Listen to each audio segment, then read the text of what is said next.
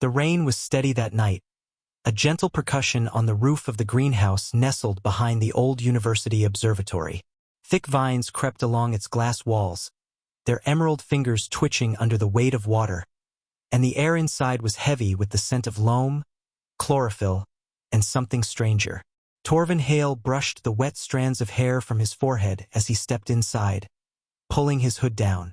His boots left soft imprints in the damp soil path, winding between leafy clusters and rare species housed for advanced xenobotany research. The university said the greenhouse was no longer in use, but someone had been caring for it. He had noticed changes, new growth patterns, exotic leaves unfamiliar to Earth's ecosystems, and most telling, the temperature sensors registered elevated warmth after hours. He wasn't supposed to be here. That was exactly why he came. He unzipped his jacket and made his way to the center of the structure, stopping near a cluster of bioluminescent petals unfurling in slow pulses. Not Earth native, not lab-grown. This flora breathed in rhythmic cadence, reacting to his presence. His breath hitched slightly, and then he heard it, a whisper, not from the wind or the foliage, but something human-shaped. "You're not a student," the voice said. Torvin turned swiftly. Standing behind a thicket of iridescent ferns was a woman. No, not entirely a woman. Her skin shimmered with a pearlescent sheen, barely visible under a dark cloak clinging to her frame. Her eyes, unlike any he'd seen, reflected the bioluminescent light in brilliant hues, violet and opal swirled together. "I didn't think anyone used this place," he said, voice calm but alert. "I didn't mean to intrude." "You didn't intrude," she replied, stepping forward. "You followed the anomalies. That makes you dangerous. I'm not here to report you." Her head tilted. "No? Then why do you keep coming back?" Torvin met her eyes. He didn't flinch. "Because the plants you've been growing, they don't belong to Earth. And I know classified Terran flora when I see it. This isn't just academic curiosity. You're hiding something." Silence stretched between them. The greenhouse hummed. She walked past him, brushing his shoulder lightly as she passed. The contact sent a jolt through him. Not fear, not electricity. Something deeper, like resonance. "You saw too much already," she murmured. "And yet you come again and again. Why?" "Because I think you need help." Her smile was slow, enigmatic. "What makes you think I'm helpless?" "I didn't say helpless. I said alone." She stopped near a glowing vine and touched one of the blossoms, and it curled lovingly around her fingers. "What do you know of being alone, Terran?" "My name's Torvin." "I didn't ask." He almost laughed. "Almost. Then tell me yours." "I don't have one you could pronounce." "Try me." She turned to face him fully now. Her hood slipped back, revealing ridged, silvery hair braided with fine cords of copper. She was stunning, but not in the soft terrestrial way. Hers was a beauty of angles and symmetry, eyes like nebulae, posture like a soldier. "Varela," she said at last. He repeated it, testing the shape of it. "Varela, that I can pronounce." "You're curious." "I'm human. Your species is curious, reckless, kind, cruel, dangerous. You've studied us? I've lived among you for 6 lunar cycles. That's long enough to know more than I should." Torvin took a step closer. "You're not just hiding. You're studying." "I'm observing," she said, voice lower now. "And blending, or trying to. You're doing a bad job of it if you keep glowing every time someone walks in here." Varela chuckled then, a soft, crystalline sound. "You're the only one who's walked in, the only one who's seen me." He frowned. "Why let me? You could have run." "I thought about it, but the moment you saw the flowers, you didn't run. You didn't reach for a weapon. You whispered to them like they mattered. I've never seen anything so alive." Their eyes locked. "I can't let you leave here," she said softly. Torvin didn't move. "Are you threatening me?" She stepped closer until they were nearly touching. "No. I'm giving you a choice." His pulse beat faster. "What kind of choice?" She reached out, gently trailing a fingertip along his collar. "You keep what you saw a secret. No authorities. No labs. No questions. In exchange, I'll give you what humans call incentive. He swallowed hard. Incentive. Her breath warmed his neck. I'll share warmth. Companionship. I will warm your bed. Torvin blinked, struggling to find footing in her meaning. You mean? I've seen how your species pairs, how they crave touch, comfort. I can give that. I am biologically compatible. He laughed, quietly, incredulously. You're offering sex to buy silence? No, she said, voice suddenly more firm. Not to buy, to exchange. I offer it because I don't want to disappear again, because I'm tired of silence. And you're the first being I've met here who didn't flinch from the truth. Torvin was quiet. He stared at her, trying to measure her sincerity, to weigh her words against the reality of his racing heart. I'm not someone who uses people, he said finally. Then don't. Use me to remember. Remember what? That not all secrets must be buried. That not all differences are threats. His voice lowered. This won't be simple. It never is. And suddenly the choice didn't feel like a trap. Felt like a threshold. He reached out and took her hand. It was warm, strong, alive. I won't tell anyone, he said. Her shoulders relaxed, as though she had braced for rejection. Then we begin. She led him to a tucked-away room at the back of the greenhouse. It was not much more than a cot, draped in woven moss and surrounded by softly glowing flora. The light was golden, like an eternal twilight. Varela sat on the edge, watching him with calm expectation. You may still leave, she said. Torvin shook his head. I'm not going anywhere. He sat beside her, and for a moment, neither of them moved. Then her hand reached for his, tentative, as if asking. He accepted. When their lips met, it was not rushed or desperate. It was an exploration, a meeting of two galaxies at the edge of known space.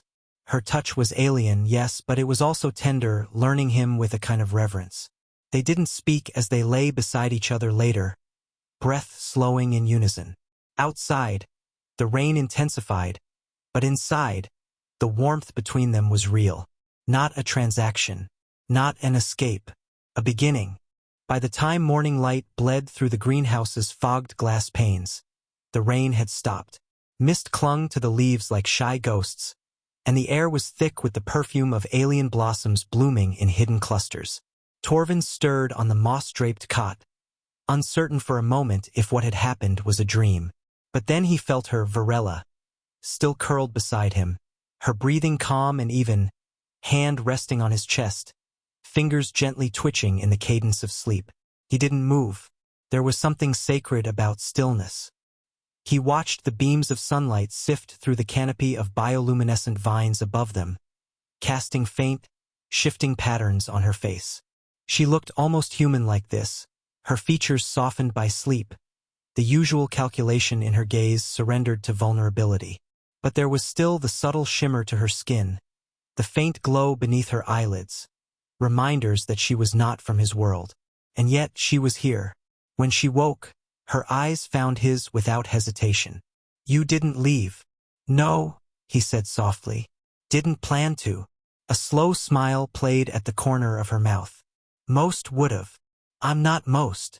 She sat up slowly, her hair falling over her shoulder like silvery rain. That will make things harder. He rose on his elbows. What things? Staying hidden. Surviving. You're not alone anymore. Her expression flickered. That's more dangerous than comfort. Torvin sat up fully, brushing dew from his arm. Then let's talk about it. I want to understand who you are, what you're doing here, and what happens next. Varela moved to the edge of the room, gently coaxing a thick vine aside to uncover a slender datapad camouflaged beneath it. She activated it with a swipe of her hand, revealing cascading holographic symbols. My people are called the Orindari, she began. We don't visit planets like this. Not officially. Earth is too volatile. Too young. But it holds a key. Torvin leaned forward. A key to what? She looked over her shoulder. Something ancient, buried long before humans walked upright. Orindari historians believe it's here, sleeping beneath the Earth's crust. Torvin's brow furrowed. You're not just here to observe. You're looking for something. Her nod was slow. A relic. A gateway. The last surviving coordinate to a collapsed network of galactic knowledge. Why here? Because Earth was once a node, she said. Long forgotten, overwritten by time, tectonics, extinction events. But your species, you've reawakened the signal. Your tech, your movement, your dreaming minds. Something stirred the coordinates back to life.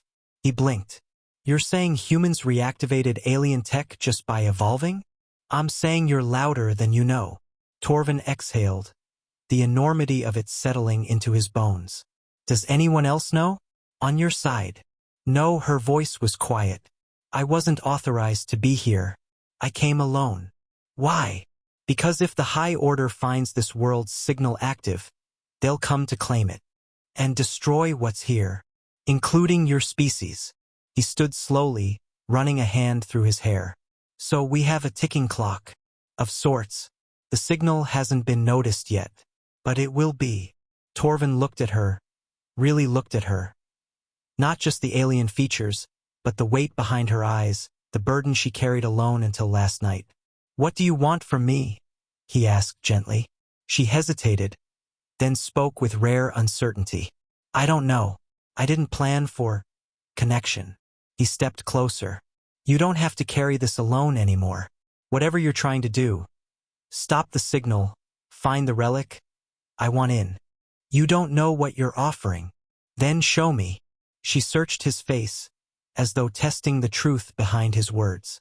Finally, she extended her hand. He took it. Later that day, they moved through the forest surrounding the university, heading toward a collapsed fissure near the old mining tunnels. Varela explained that the signal pulsed stronger beneath the earth here, too rhythmic to be natural. She stopped at a moss-covered entrance and knelt beside a stone etched with faint geometric carvings. This is part of the lattice, she said. A residual mark from when the nodes were active. I believe the relic chamber is beneath this tunnel system. Then we'll need gear, maps, supplies. She nodded. And discretion. Back at the greenhouse, Torvin pulled out an encrypted field tablet and began sketching a plan. Varela leaned over his shoulder, watching him with fascination. You're efficient, she said. I used to work black site recovery for off-world tech. Before they buried it. So you're not just some curious gardener. He smirked. Never claimed to be. She turned, slowly sitting beside him. Why are you helping me, really? Because I believe you. Because this planet matters. And because last night wasn't a transaction to me. Her hand reached for his cheek, fingers cool against his skin. I've never trusted someone who could lie so easily. Then it's a good thing I'm being honest. That night, the warmth between them wasn't laced with secrecy. It was gentler, deeper. They lay beneath the canopy of breathing flowers, wrapped in silence and sensation. Torvin asked her questions. About Orindari rituals, about starlight music, about how her people perceive time. She answered each with a careful blend of caution and wonder, as though sharing pages of a sacred text. And when he spoke of Earth, of war, art, loss, and jazz, she listened mesmerized. As their hands intertwined in the soft glow of alien light, Varela whispered, What we have. It's not part of the mission. I know. But it feels more important. He turned toward her. Then maybe it is. Outside, the wind stirred the trees, and deep beneath the earth, something ancient began to stir. 2 days later, they stood at the mouth of the collapsed tunnel, wind stirring fallen leaves across fractured stone. The air was thick with the scent of old minerals and damp earth. Torvin carried a slim pack of equipment, thermal mapping tools, short-range transmitters, emergency flares. Varela had a small, crystalline orb that shimmered when the ground trembled faintly. A pulse, she said, came from beneath, not tectonic but rhythmic. This is where it begins, she murmured. Torvin crouched and examined the rusting supports of the old mining shaft. We're going to need to dig through. It's not deep, but it's unstable. I can reinforce the structure, she said. placing the orb into the soil. Thin threads of blue light spread outward, knitting through the dirt and stone like veins. He whistled low. That's not in any Earth manual. It's Orindari stabilization tech. Temporary, but strong enough to keep the tunnel from collapsing. Together they worked. Shovels and silence. Sweat and coordination. He dug steadily while she manipulated structural weaknesses, guiding stone to shift away with microbursts of kinetic energy from her fingertips. Hours passed, then light breached the darkness. A narrow shaft leading downward into an airless cavity. Torvin slid down first, landing on damp stone.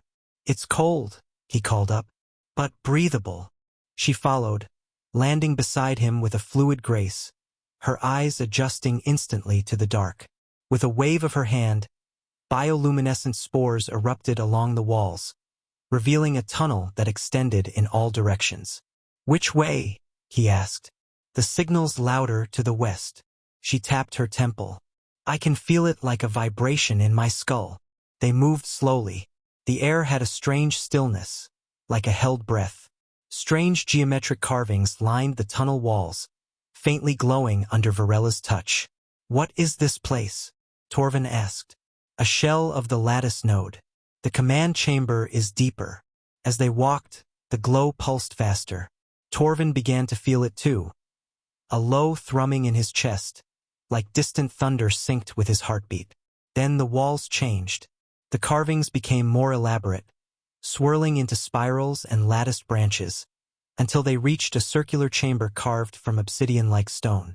In the center stood an archway made of silvery alloy, humming softly. This is it, Varela whispered. The gateway. She approached it slowly, fingers hovering over the surface. The metal responded, blooming with light as if recognizing her. Torvin stayed back, awestruck. What's beyond it? No one knows. The ancient Orindari believed these gates were keys to the memory of the stars. Knowledge, energy, lost history. But all the others have gone dark. Her voice grew softer. This is the last. She turned to him, eyes unreadable. I came to report it, to bring others. But now, I'm not sure I want them to find it. Torvin stepped forward. Why? Because once they do, they'll take control. Extract. Conquer. You don't know what the Order does with worlds they consider useful. And if you say nothing, they'll send others. Eventually. But it gives us time. To do what? To seal it, or hide it better, or maybe open it on our terms. He took her hand, feeling the weight of choice in the air. Then let's decide together. She smiled, faint but real. Together, she echoed. That night, they camped within the chamber, insulated by stone and silence. The arch pulsed quietly nearby, casting gentle light across their faces. Lying beside her, Torvin studied the stars carved into the wall, constellations he didn't recognize. Do you miss your home? He asked. She didn't answer right away. I miss the skies, the gravity, the way the suns rise in song. But not the people? She turned to face him. My world is ruled by control, perfection.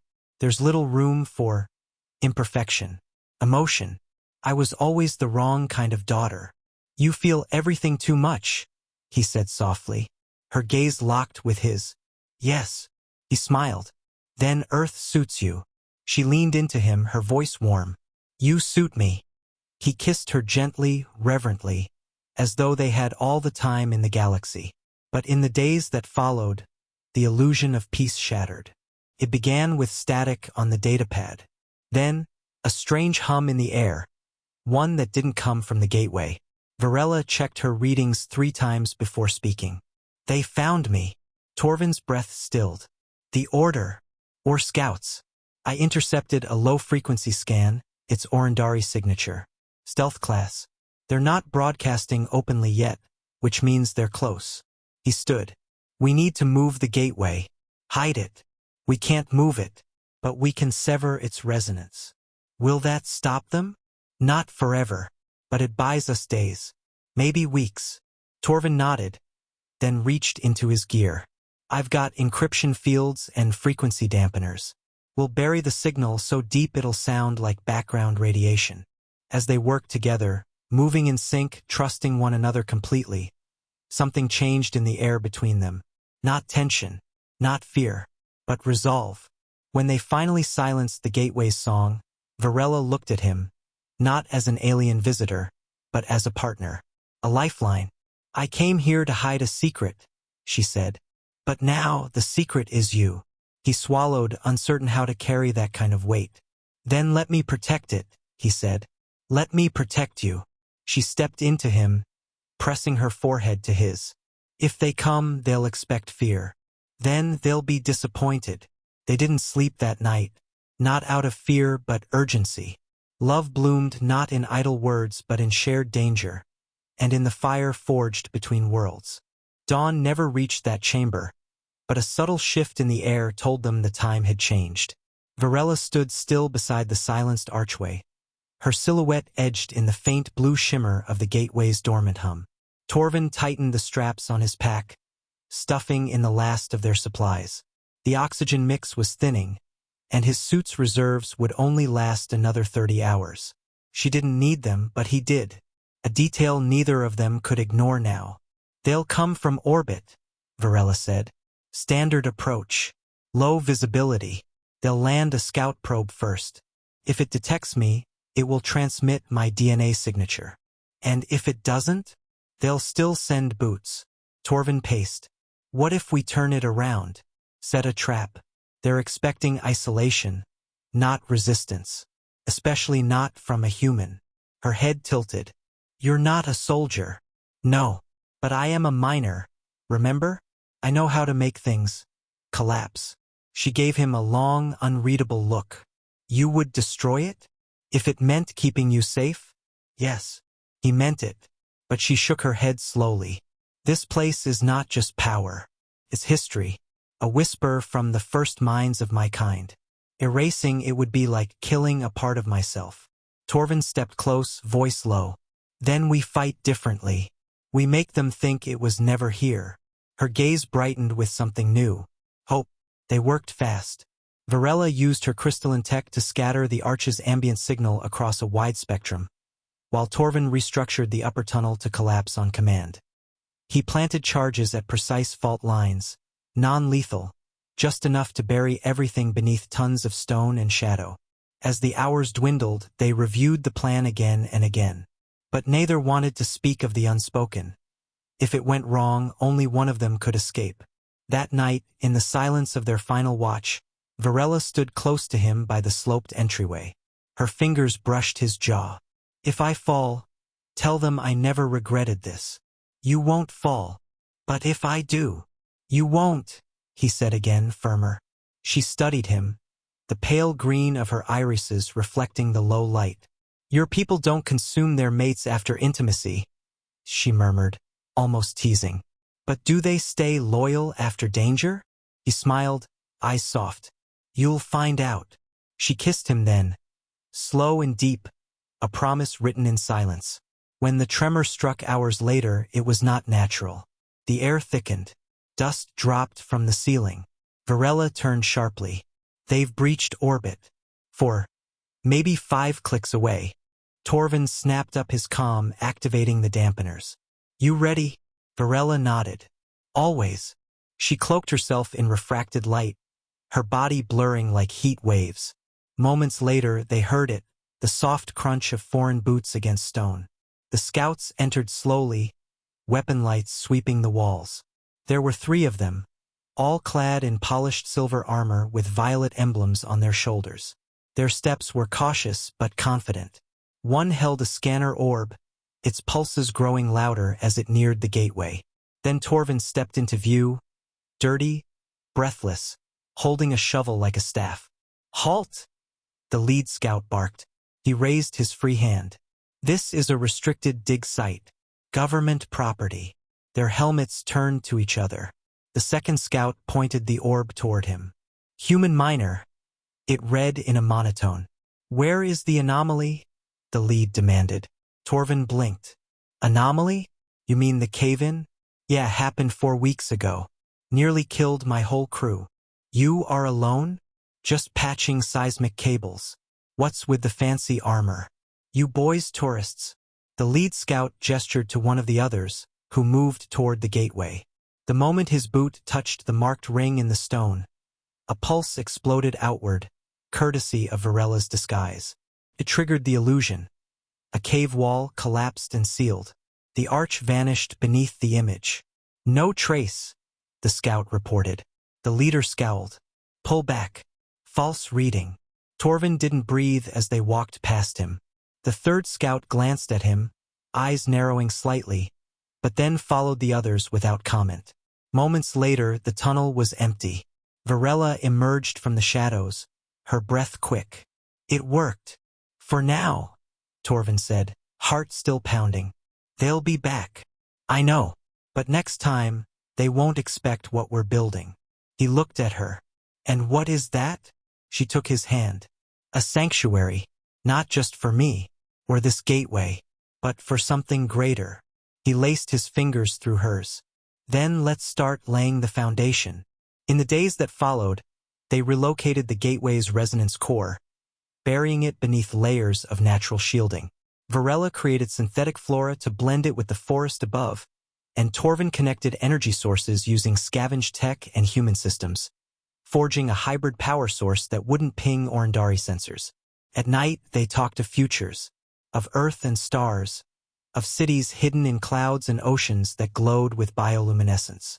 Torvin built a cabin nearby, simple but sturdy, with tools, warmth, and a roof that opened to the sky.